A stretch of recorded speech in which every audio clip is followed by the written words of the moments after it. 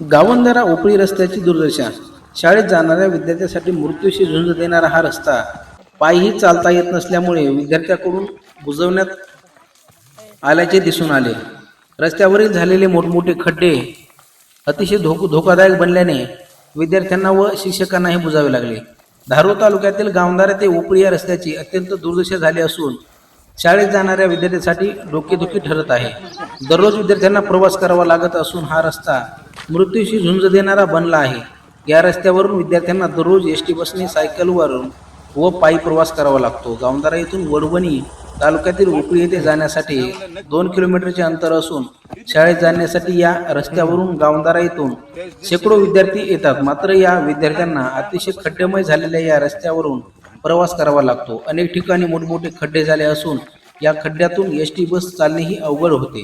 त्याचप्रमाणे पायी चालणाऱ्या विद्यार्थ्यांना अनेक वेळा दुखापत होते. सायकलवर जाणाऱ्या विद्यार्थ्यांनाही मोठी दुखापत या रस्त्यावर कधी पाहायला मिळते.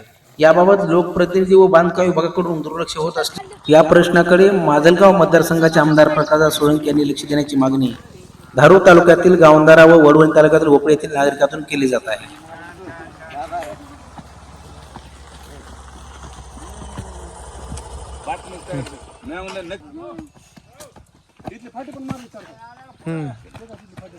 जेसीबीने हे करतो हेच लक्षात आलं नव्हतं ओढा पण नाही ना ते काय म्हणलं मशीनवाला नको म्हणलं इकडचे लोक भांडतील